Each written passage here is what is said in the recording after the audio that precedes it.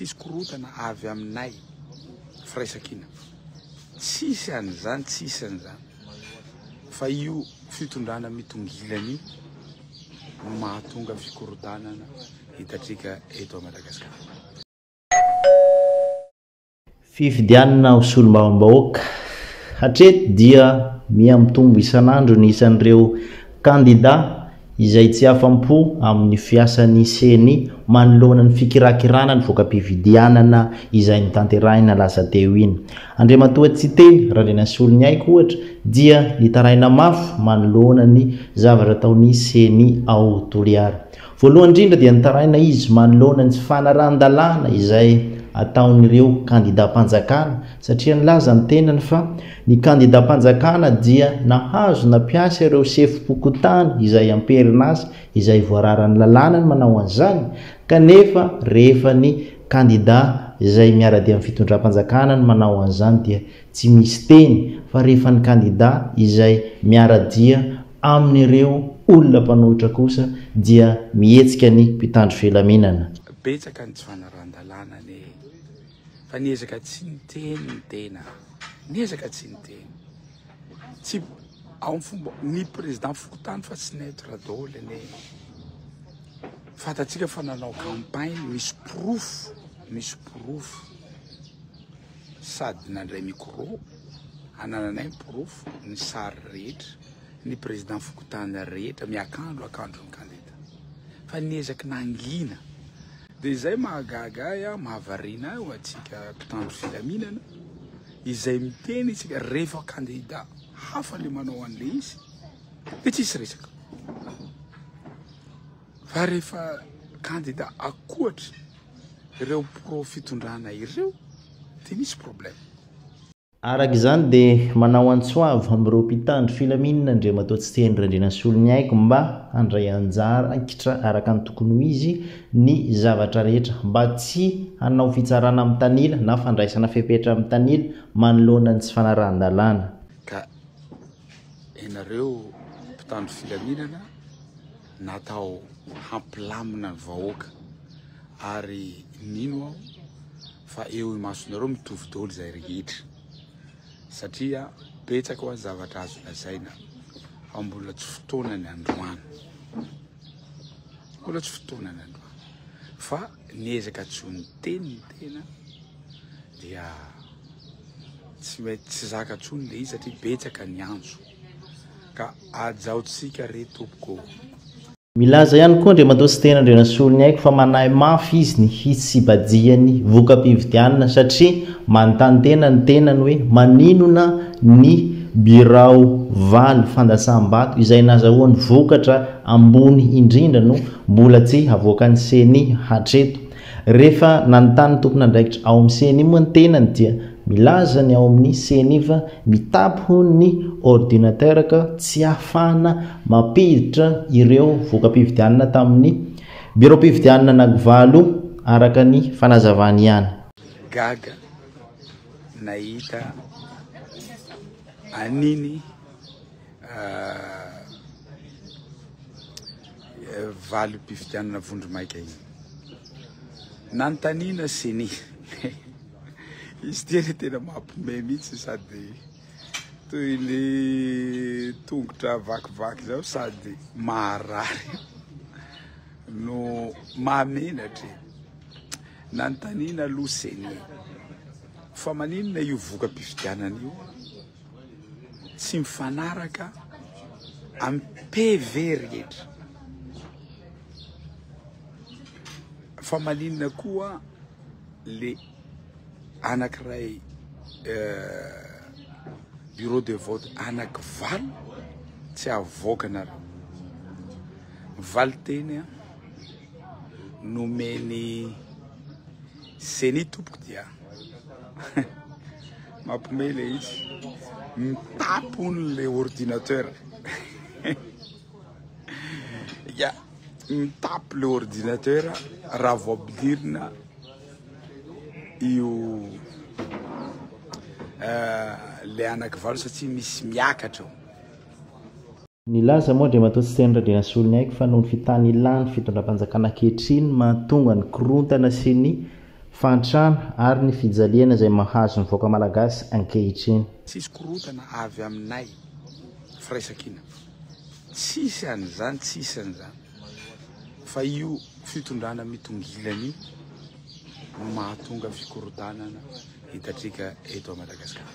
Fefa mijaly ny vahoaka, fefa mijaly ny vahoaka ary tsy zaka ny vahoaka izao fijaliana izao. Vidy mary miakatra ny ekolazy fa tsy vita tsony, lalana potika, fantsy, ny rano tsisy, fa tsy hainy androitsony ane tsisy rano zao. Tsisy rano dôly na ao amin'ny kapitaly na ao Antananarivo, mijaly rano, mijaly ny vahoaka, tsy mentsika ny vahoaka malagasy akorotana zao. Ary ambarako koa eto, tsy avy aminay zany io. Amenareo porofo avy aminay fikorotana, tsy avy aminay zany. Aoka zava zay, ary aoka tsika mpitandro filamina hitsara ny marina sy ny rarina. Masahiko reo rehefa hitanareo tsy mety ny ataony hafa, samboro izy, samboro izy. Tahaka ny ataonareo amin'ny olona tsy namoly an'ireny fikorotana. Tsisy fikorotana na zany, profonareo niezaka raha ny tenako na ny namana rehetra, nangina foana amin'ny tsy fanaran-dalana rehetra, noho ninona fitsindrovana samy malagasy. Araka izany moa dia nivavaka mafy dia mafy Andriamatoa tsy teny Andrianasolo Niaiky mba tsy hitapiany CENI sy ny ACC aty Antananarivo, satria raha izany no mitranga dia mety asa fosiny zava-isy araka ny teniny. Engany mba tsy hitapy koa ny ordinateur rehetra na any amin'ny CENI tanà, indrindra fa any amin'ny ACC. Ka io moa tsy mety hangataka atsika fanasam-bato ndray koa anao taratasy any amin'ny ACC. Fa tena tsy possible moa zany hoe hitapy zany ny ordinateur. Tsy haiko aloha tanàna hafa. Hatreto moa dia mbola mitaraina hatrany Andriamatoa tsy teny Andrianasolo Niaiky manoloana ireo tsy fanarahan-dalàna maro natao nampiasa-panjakana toy ny chef bokotany sy ny chef régionaux, ny chef de district, satria efa nanambara izy ny ACC manoloana izany zavatra rehetra zany fa tsy azo ataony manatrika sy ny manao fampielezan-kevitra, kanefa dia nataon'ireo olo mboafidy sy olom-boatendry mpiasa-panjakana izany rehetrarehetra izany. Eto zao niezaka nangina tsy vita ny président Fokotany fa ianareo directeur régionaux rehetra andeha nanao campagne. Fa ny teny président ny ACC tsy mahazo manao campagne na manatsika. Nareo nanao campagne dôlo, niezaka nangina zay. Ianao gouverneur nanao campagne, niezaka ACC mihitsy ny te sady tsy mahazo manatsika no tsy mahazo manao campagne. Anananay sary be dia be anao gouverneur, nanao campagne anao, niezaka zay nangina. Dia avy aminay ve zany ho atsika mpitandro filamina, avy aminay ve zany fanafitoana, avy aminay fanafitoana. Président ny ACC zao mihitsy tonga tany Atoliara ny teny an'io zavatra hoe ny président Fokotany, ny directeur régional rehetra, ny gouverneur tsy mahazo manao campagne dôlo nareo rehetra, mandray micro, manaza. Dia avy aminay fanafitoana zany. Ka tsy ataoko lava fa tena nanaovako an'izao vidéo zao mba tsy hananatsika olana tsy sinikorontana eto Madagasikara, ary mitandrina foana ny filamina zay tsy mendrika vahoaka malagasy, tsy mendrika ny vahoaka malagasy ikorontana amin'izao fijaliana mahazo anay zao, mahazo vahoaka malagasy. Ka dia apetraka amin'ny fahendrenareo CENI, hitadiavinareo expert ny ordinateur anay ao, mivoaka mpifidianana rehetra tsy mitapy ny anareny any mitapy ny ordinateur. Dia mba jerena koa any Antananarivo zany so dia hitapy ao ndray koa ny ordinateur rehetra. Ka izay re tompoko apetraka amin'ny fahendrenareo rehetra. Sarotra dia sarotra ny ampanosa Madagasikara satria raha ny zava-misy nandritran'izay fotoanany fifidianany fampiasakevitra zay dia hita fa tsy misy fanarahan-dalàna mihitsy mandeha kely aza atao amin'ny fitondram-panjakana ankehitriny. Dia ahoana moa ny ahafahan'ny vahoaka hoentiny mananja lalàna kanefa izy ireo izay fitaratra tsy manao andrysany. Tsy possible izany. Ary tsy afaka andrositsika satria ny lalàna no anton'izay fandrosoana izay. Tsy ho voafehy io kolokolo io fa tombo foana. Tombo foana isan'ora isa-minitra. Be dia be nge ny olona mitaraina victime zany zavatra rehetra zany. Fa tsy afaka andrositsika satria tia tena loatra ny mpitondra fanjakana. Tia tena ireo olom-boateny satria matahotra sao ho very plasy. Ny vola no mibaiko ny olona ankehitriny fa tsisy fitiavan-tanindrazana intsony.